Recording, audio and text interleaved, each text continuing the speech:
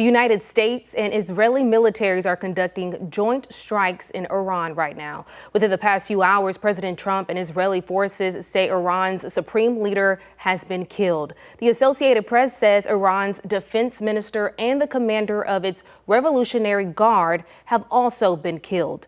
Earlier today, Iran's army said it will deliver a, quote, historic lesson to Israel and the U.S.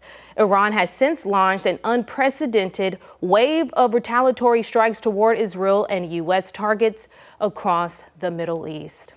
And joining me now this afternoon is Congressman Lloyd Doggett. Thank you for joining me on a Saturday. Thank you so much for the opportunity. So we were just talking, you were saying this feels like history repeating itself. It really does. I was very involved in opposing the incredibly awful invasion of Iraq many years ago. And now today we have President Trump who is declaring by himself war against a powerful country, doing it without exhausting all of his diplomatic alternatives, doing it without announcing any plan or goal for what happens after the bombs stop dropping, and certainly doing it without any legal authorization. So I'm concerned that this is a bloody conflict that can destabilize the area. And I'm reminded, thinking back about the historic disaster in Iraq, that is a war that is estimated to have cost 4,000 American lives and cost about $2 trillion. We don't need that kind of conflict again.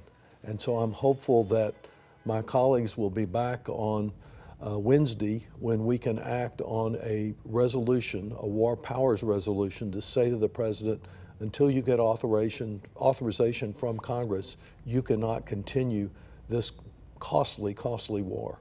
And how would this, if you guys are able to vote on that, how would this impact what's happening right now? Well, we can't stop what he's already started, but we can stop it. And we have the power of the purse. If the Congress will use that power and deny the president authority to do this, he has to come and explain, not just to the Congress, we're representatives of the people of the country, but to the people of America, why is this being done? Most folks will remember that President Trump only a few months ago told us that he had obliterated the Iranian nuclear capability. So if he's done that, where was the imminent threat to America that he keeps talking about? Where is the real danger there? This is a despicable regime in Iran. I certainly wouldn't mourn the loss of these leaders, but rarely does assassinating a foreign leader lead to a path to peace. And I can see Americans all over the world impacted by this. I think there's an added level of danger. Iran is a country that's about 4 times bigger than Iraq. It has a much more powerful military. It has allies and the ability to retaliate. And the retaliation could well be directed at soft targets like civilians. And in your statement that you put out earlier today condemning President Donald Trump's actions, you mentioned he didn't take some of the nonviolent routes. What were some of those nonviolent actions that you all could have done prior to getting to this place? He launched some negotiations with Iranians. Of course, the reason that we don't have an agreement already with Iran about its nuclear program is that we got one and President Trump rejected it during his first term and withdrew us from the agreement. That was a path, a peaceful path to control. I certainly don't want Iran to have nuclear capability to control that. And so he had new efforts underway in a negotiation. And just as he did last year when he had negotiations, in the middle of the negotiations, he launches this attack and declares a new objective, which is to replace the people that he is negotiating with, to reject and overturn the regime. I'd love to see that regime gone, but I don't think America has a very successful record of going in and undermining other regimes, and sometimes what follows is nothing but chaos. What would officially need to happen to call this war? Or do you feel like we're already there? I think President Trump has called it a war.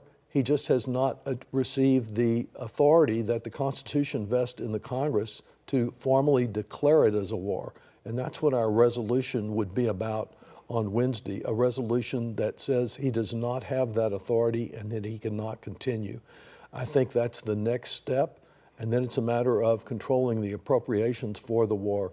This president likes to believe that he's the king, not just the king of America, but the king of the universe, and that he can do whatever he wants, whether it's raise a tariff tax or interfere with our voting rights, solely by himself, without the Congress. We do need the support of some Republicans to do this, and there are a few courageous Republicans like Thomas Massey of Kentucky who have spoken out, but we need more of them. Only this past week, President Trump was told by my colleague Mike McCall here in Austin, he warned him about this kind of thing and said, if you go in and you break it, you own it. Well, that is right. We own the disaster that President Trump may well have created with this attack, and we have an opportunity to put a stop to it before we are caught up in a quagmire that lasts for years in conflict with Iran.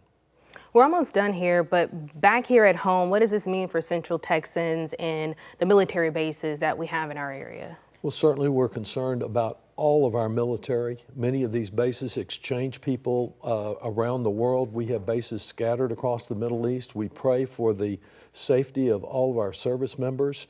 Some of those bases may be sending people there. I hope we're not to a point where we have ground forces there as we did in Iraq.